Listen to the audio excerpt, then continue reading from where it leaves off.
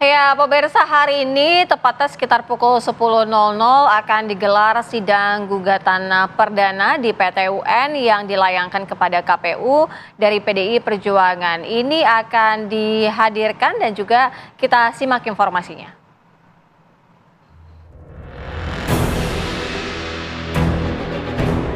Hari ini akan digelar sidang perdana gugatan terhadap Komisi Pemilihan Umum KPU di Pengadilan Tata Usaha Negara Cakung, Jakarta Timur.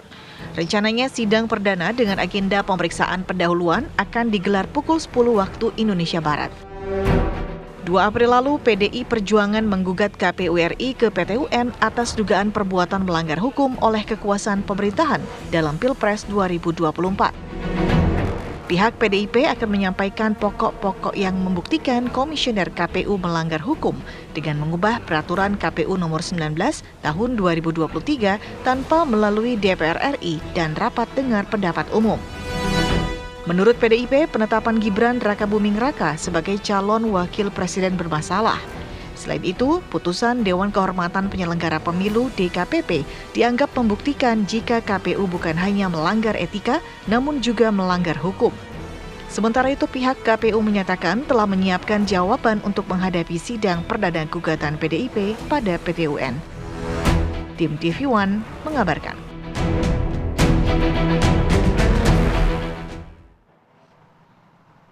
Ya, gugat KPU di PT UN ini apakah langkah terakhir dari PDIP? Kita akan membahas mengenai hal ini dengan beberapa narasumber yang sudah hadir. Di studio sudah ada Prof. Andi Asrun, pakar hukum tata negara, Universitas Pakuan Bogor. Selamat pagi. Selamat pagi, Prof. Pagi, semua sehat ya? Alhamdulillah sehat. Baik juga.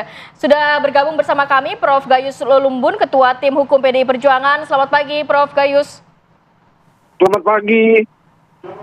Selamat pagi, Prof. Pagi, Prof. Kemudian juga ada Mas Idam Holik, Komisioner KPU RI yang sudah bergabung bersama kami via Zoom. Selamat pagi, Mas Idam.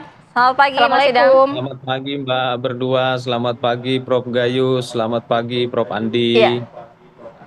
Oke, izin saya mau ke Prof. Gayus dulu. Prof. Gayus, sebenarnya apa alasan dari PDIP ini perlu mengambil langkah hukum gugat KPU ke PT UN? Padahal kita sudah tahu sudah ada hasil yang final, yang binding dari MK. Apakah ini menjadi langkah terakhir dari PDIP?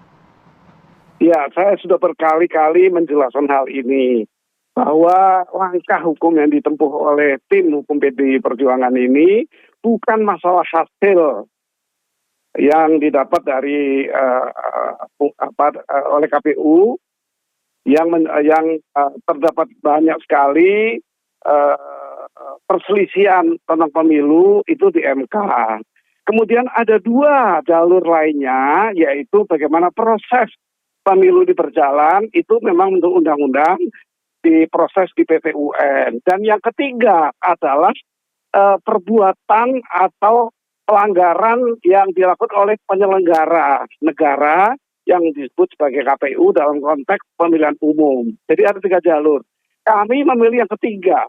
Yang kedua itu tadi kalau ada selisih tentang prosesnya memang melalui Bawaslu ditentukan begitu. Tetapi kalau yang ketiga yang kami lakukan itu hanya semata-mata telah terjadi perbuatan melawan hukum on matter overhead oleh penyelenggara, di mana di sana ada 2 hal yang penting adalah telah terjadi penyalahgunaan kekuasaan. Dalam bahasa hukum administrasi negara disebut sebagai misbruik van Hatzak. Itu yang pertama. Kedua, menjadikan tidak adanya kepastian hukum atau rechtszekerheid. 2 hal ini utama dari apa yang kami lakukan melalui PT UN sebagaimana petunjuk undang-undang. Iya, Prof. Gayus tadi mengatakan bahwa tidak akan lebih kepada hasil begitu ya, karena prosesnya juga sudah sempat disampaikan kepada Bawaslu. Tetapi benarkah Prof. Gayus juga sempat menyatakan bahwa sebaiknya ditunda terlebih dahulu penetapannya begitu, sehingga ada penundaan penetapan Prabowo Gibran oleh KPU yang harus dilakukan begitu. Benar begitu, Prof? Betul, karena ada salah satu dari pasangan ini yaitu cawapres ketika itu untuk ditunda karena ada hal-hal yang perlu dijelaskan tentang adanya pelanggaran hukum tadi. Tetapi saat ini berbeda. Jadi petitum kami atau apa yang kami mintakan berubah, yaitu kami meminta agar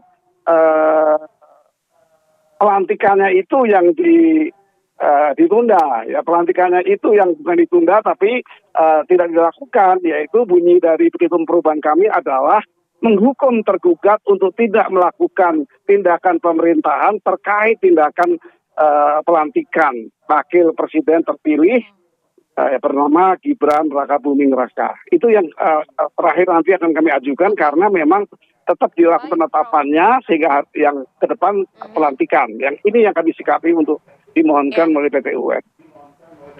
Baik, saya mau ke Mas Idam. Mas Idam, PDIP melayangkan gugatan. Oke. Mas Idam, PDIP melayangkan gugatan ke PT UN dengan pihak tergugat, ya ini KPU, di mana dianggap ada dugaan perbuatan melawan hukum karena KPU meloloskan Gibran sebagai cawapres. Tanggapan dari KPU seperti apa? Baik Mbak, terima kasih. Pada kesempatan ini kami ingin menyampaikan kepada masyarakat Indonesia berdasarkan pada lampiran 1 Peraturan KPU nomor 3 tahun 2022, pasca KPU melakukan penetapan terhadap pasangan calon presiden dan wakil presiden terpilih, kini tahapannya adalah tinggal pelantikan presiden dan wakil presiden terpilih pada tanggal 20 Oktober 2024 nanti. Mengapa tinggal satu tahapan? Karena berdasarkan pada peraturan KPU nomor 6 tahun 2024, 3 hari paling lambat setelah Mahkamah Konstitusi membacakan putusan terhadap perkara PHPU Pilpres ya 2024, sebagaimana masyarakat Indonesia telah saksikan pembacaan putusannya pada tanggal 22 April 2024 yang lalu, maka KPU pada tanggal 24 April yang lalu telah menetapkan pasangan calon presiden dan wakil presiden terpilih. Nah, kenapa kami harus segera menetapkan itu? Karena memang ada peraturan KPU. Terus yang kedua, ada Undang-Undang Mahkamah Konstitusi yang dimana penjelasannya khususnya di pasal 10 ayat 1 Undang-Undang nomor 8 tahun 2011, putusan Mahkamah Konstitusi bersifat erga omnes sejak diucapkan. Dan berkenaan dengan proses persidangan yang hari ini akan berlangsung di PT UN, kami sebagai penyelenggara pemilu dengan prinsip berkepastian hukum, kami harus menghormati proses tersebut dan kami juga sudah menyiapkan jawaban yang akan kami sampaikan kepada PT UN. Dan pada kesempatan ini menjadi penting bagi kami untuk menyampaikan bagaimana pandangan kami terhadap proses persidangan di PT UN, dikarenakan kami adalah sebagai penyelenggara pemilu, tentunya rujukan hukum yang kami gunakan dalam mengikuti proses persidangan di PT UN itu adalah pasal 471 Undang-Undang nomor 7 tahun 2017, yang dimana sengketa proses di PT UN terhadap penetapan pasangan calon presiden wakil presiden itu sebenarnya dapat dilakukan pasca putusan Bawaslu Republik Indonesia, dan kami telah melakukan komunikasi dengan Bawaslu RI untuk mengkonfirmasi apakah selama ini ada putusan Bawaslu berkenaan dengan sengketa proses mengenai penetapan pasangan calon. Dari tim kampanye Bawaslu menyampaikan kepada kami tidak ada putusan yang diterbitkan oleh Bawaslu mengenai sengketa proses penetapan pasangan calon presiden wakil presiden. Jadi dengan demikian kami juga baru mendapati kasus sengketa proses yang langsung melompat ke PT UN. Tapi tentunya kami akan mengikuti persidangan ini sebagai kewajiban kami menghormati peradilan. Ya, Mas Idam, ini artinya KPU secara tegas begitu menyatakan bahwa apapun yang sudah dilakukan prosedural dilakukan KPU itu sudah berdasarkan dengan landasan hukum begitu.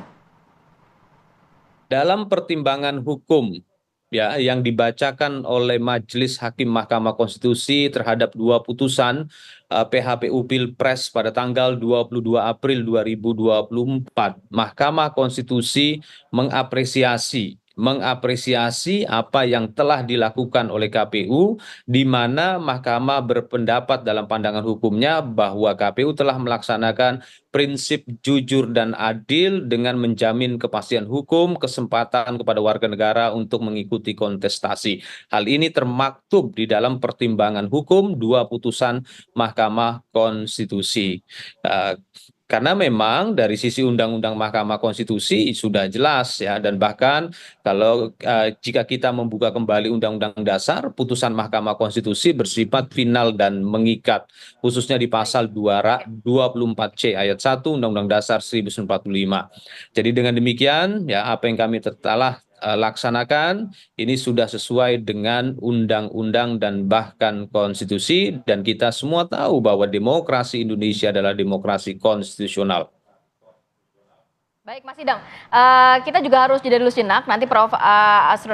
Andi dapat menjelaskan juga apakah ini muaranya akan kemana sih? Apakah juga ini bisa juga membatalkan hasil MK, hasil KPU, ataukah kemungkinannya kecil justru? Nanti kita akan bahas lagi ya di segmen berikutnya, dan juga kita akan ajak pemirsa untuk memantau nanti bagaimana kondisi terkini persiapan sidang perdana di PT UN. Saat lagi tetap bersama kami.